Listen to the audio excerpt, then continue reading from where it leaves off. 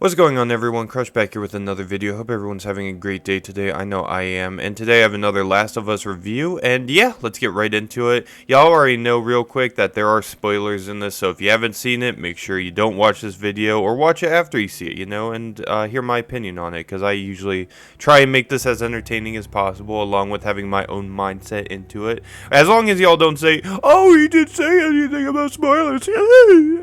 And yeah, we're going to start off with the summary, then I'll give my thoughts on how I thought the episode went at the very end, and yeah, let's get right into it. So this episode takes place 3 months later. You can tell that it's wintertime, there's snow everywhere, it's a foresty type vibe, and right off the bat, you see a cabin in the woods, along with two old people. You see the old man in the very beginning carrying a few, I think they're ferrets, I'm not quite sure what animals they are, but he was clearly a hunter. He was carrying some dead animals, probably to make for dinner later on. And then after he opens his door to his house, he finds I'm assuming that's his wife. And then after he sets his crossbow down, he looks back and he sees Joel Miller, our boy, in the cabin. And it's pretty clear that Joel walked right in and he has his gun now, so he's prepared obviously for anything.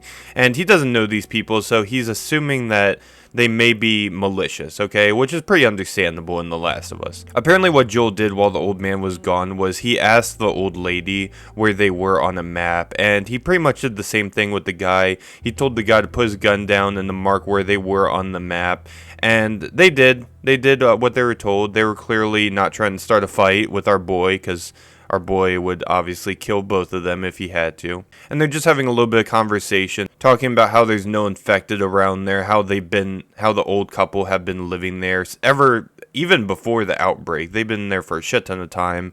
And Joel was asking them for directions pretty much. And they were giving Joel a little heads up about the lake that was nearby, basically saying that anyone who crosses the lake doesn't survive. Their bodies wash up on the other side, whether it's infected or it's real people.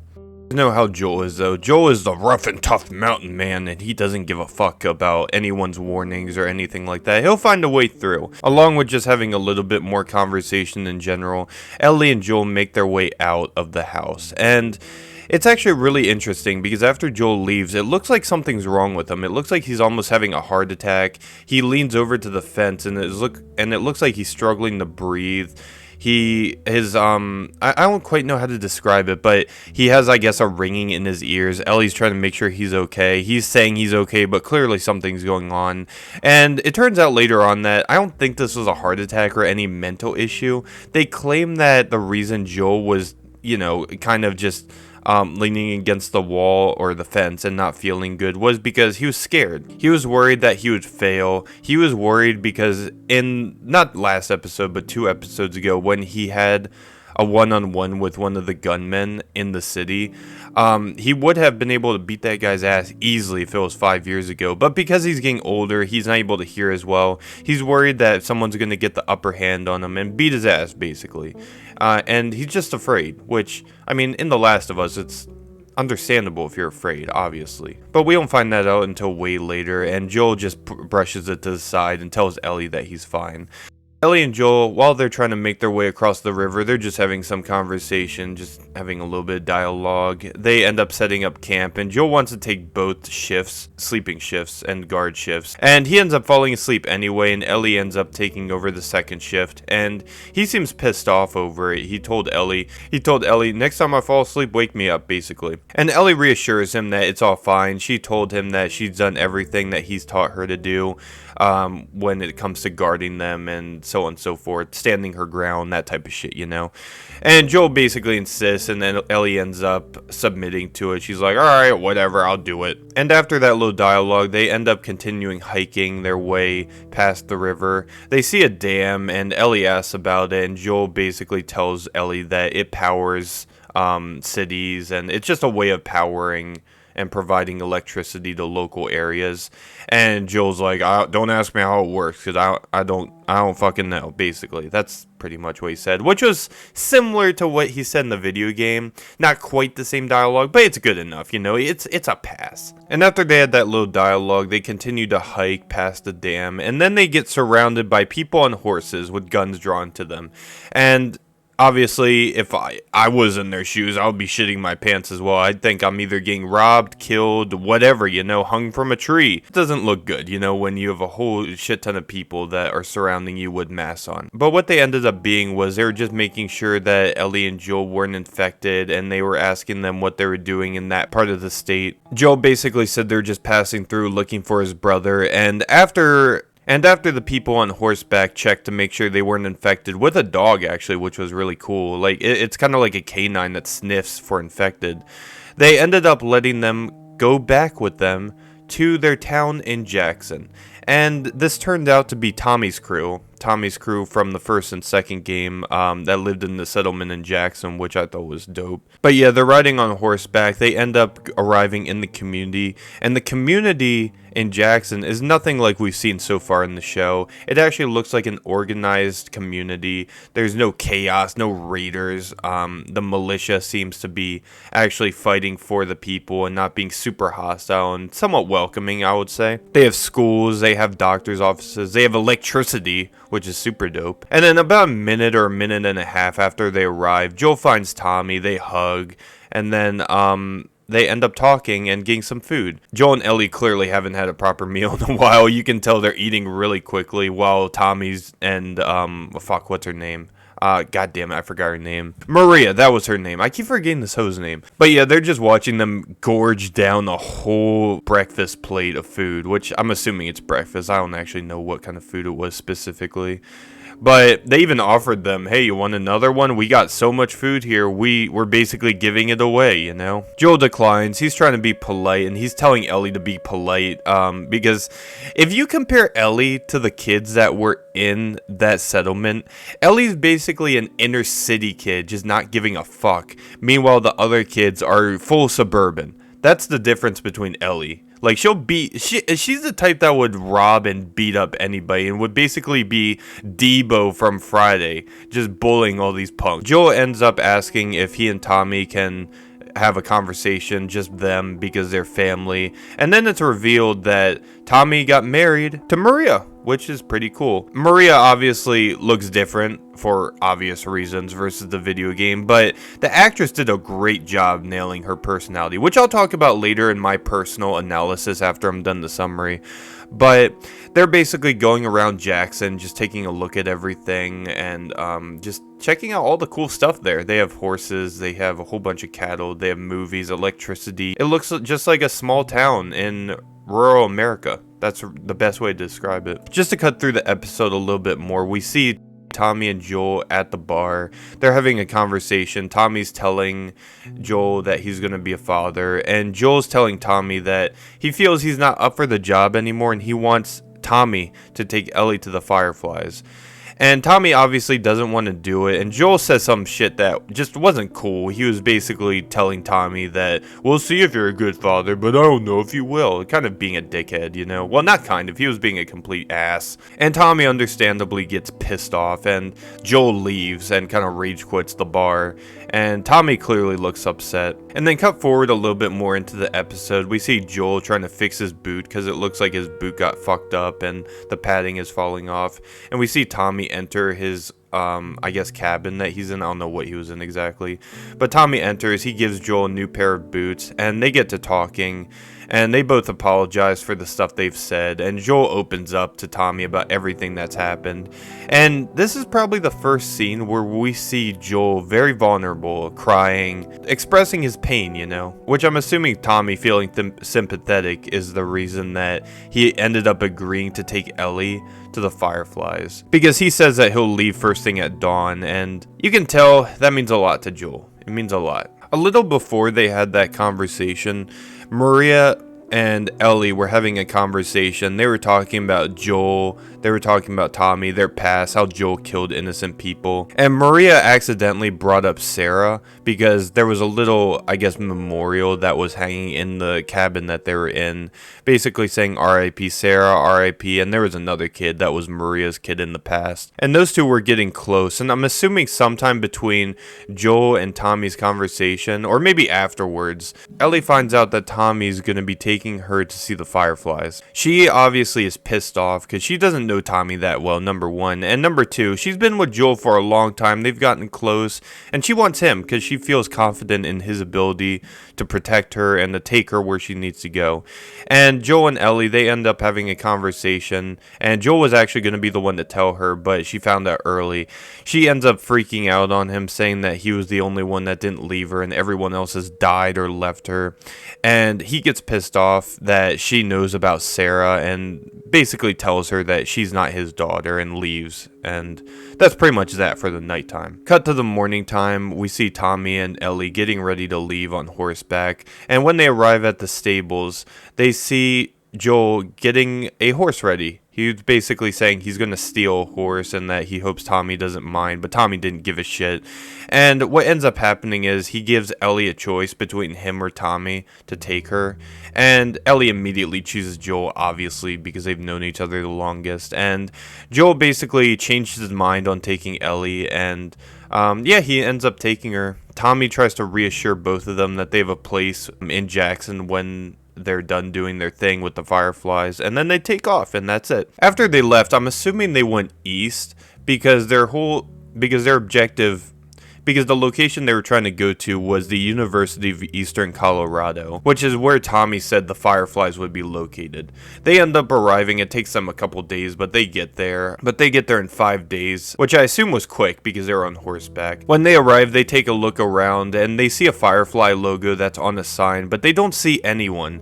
So they enter the university and they're being very wary about their surroundings, obviously, because there could be infected, there could be bandits, there could be whatever. And after they go on the upper floors in the university, they hear a noise. Joel ends up opening the door to where the noise was occurring at, and it turns out to just be monkeys that were just jumping around doing their own thing, because I guess the university had test monkeys. I'm pretty sure it had something to do with the science department before the outbreak occurred, because there were just monkeys roaming around, which is really cool. It's a really cool thing in The Last of Us. But after that little scare that they had with the monkeys, they're taking a look in the university, and they find a map that basically shows that the Fireflies are now in Salt Lake City, and that's where their headquarters are. And there's nobody else that's there. They, I guess, assume that all the Fireflies either abandoned the outpost there or they just died and moved on, or something, I don't know. They just left in general. And after assuming that they all left to go to Salt Lake City, Joel and Ellie are making their way out. Joel looks out the window just to make sure everything's clear, but unfortunately it wasn't that simple. They see a whole bunch of raiders walking past the university, and he knows that they have to get out of there fast, or else they're going to have a problem. So they go through the back exit, and they get back to the horse, but before they're able to fully get on the horse, Joel gets into a 1v1 with one of the bandits. He kills him pretty easily. But when he turns around to look at Ellie, Ellie realizes that Joel got stabbed somewhere in his gut, and Joel pulls the knife out, and it's pretty obvious that Joel didn't feel the knife at first. He was filled with adrenaline, considering that he got jumped by some dude. And then later on, like I'd say a couple seconds later, the pain starts kicking in. He realizes, though, that they have to go and that more bandits saw what happened and they're rushing after them. Ellie fires off warning shots as they get away on horseback, and yeah, they end up escaping that little area that they were in and getting away from the bandits. But unfortunately, Joel's stab was pretty bad. Joel ends up falling off the horse and Ellie's freaking out, not knowing what to do, and the episode pretty much ends right there. So now that we're done the summary, let's get into my thoughts and opinion on the episode. So obviously, The Last of Us, in my opinion, whether you're talking about the show or the video game, it's story-based more, in my opinion, than action-based. So just because there's not action in one episode, or not that much action, doesn't mean it's going to be shit. It could be better than an action episode, if anything. I thought for the most part the episode was pretty good. I liked the introduction. Even though some stuff were different, I know that Joel and Ellie tried to actually get into the dam, which is how they got discovered by Tommy's crew, versus them just walking around in plain open country and Tommy's crew stumbling upon them on horseback. What I really liked, though, near the beginning was the dog, though, more than anything. I really liked the dog being able to sniff infected out, or if people were infected. That's something I really liked. But yeah, no, I thought it was really cool though how canines can sniff out people if they're infected. I thought that was really dope. I think that's a cool thing that they should have added in the video game, if anything. I also thought Joel's fear of failure was pretty cool. It really humanizes Joel and just shows that he's not just a brute and a hired gun, but he's actually a person underneath all that. I really liked Joel and Tommy's heart-to-heart conversation. I thought that all the characters in the episode were pretty much on point. Obviously, like I said in the summary, Maria obviously looks different, but I think that the actress who plays her had the same exact personality as the video game Maria, so I have no problems with her. I think she did a great job. Big ups to her. And I really liked how they showed off Jackson way more in this episode. We don't even get to see Jackson until The Last of Us Part 2, and even in the Part 2 DLC, as I like to call it, just to piss John off because I hate the game and I just consider it a shitty DLC. We still don't see that much of Jackson. We get to see more of Jackson, the settlement, in this episode than in any of the games, in my opinion. So I thought that was really cool. It showed off the community and it showed off how they're actually doing it right. They're surviving. No, fuck that. They're not surviving. They're living. They're not just surviving. They're living, all right? They have a great community, and I really liked how a nice community in order. Up until we get to Joel and Ellie escaping the university, I thought everything else was on point for the most part. Joel and Ellie's argument, Tommy reassuring them that they have a place to stay, basically the whole 9 yards. Everything seemed pretty on point, I would say. Well, it was a little bit different, sure. Not all the dialogue from the video game was included, but with this being a show and it being live action, obviously you can't fit everything in. So given what we had, I think that everyone did a really good job, okay? Now, the only real issue I had in this episode was near the end when they got to the University of Eastern Colorado. I thought, kind of like in the last episode, it was a bit rushed. We really only got maybe 15 minutes of seeing the university. We don't really get to see them exploring it nearly as much as they do in the video game, which I'm alright with that, you know. We got to see monkeys, we got to see a little bit of the interior, but in terms of, I guess, everything that is included in the video game, how they fight all the raiders that attack them, I feel that we could have been given a little bit more. We get to see Joel obviously break someone's neck, which I thought was dope, but I did have a problem though with how he got stabbed. I think that in the video game, when Joel got stabbed, it was way cooler than in the show. I really liked in the video game how he fell down a couple flights and then got stabbed in the gut, but was still able to make his way out of the university on the horse. And most people would just die from that, I feel, or just collapse due to lack of blood. And I felt like that was way more badass, and also how Joel fought the raiders in the video game versus how he fought them in the show. It wasn't bad, but I just feel like if the show had something more like that versus how he just got stabbed by one dude, I think that would be a lot cooler. So, was it bad how he got stabbed and how he got injured? No, it was still good, but I thought it could have been a little better. That's really my only complaint, and that's all I would do a little bit differently if I were the one that was designing the episode. But how would I rate this episode overall? I would say that the episode, maybe an 8.5 to 9. It was a good episode. Obviously, they did stuff different, as I previously mentioned, but I was for the most part fine with everything. Again, the only real issue I had was the ending felt rushed. Kind of rushed, not super rushed, but just a little bit rushed, and I feel like there's a few things they could have done differently, but I think it was better than the last one, and it wasn't as bad as the Henry and Sam death. That felt rushed as shit, and you really did not feel anything, in my opinion, when it came to their deaths. Their deaths were nothing compared to the video game. That versus this episode, I think, was much better, and yeah.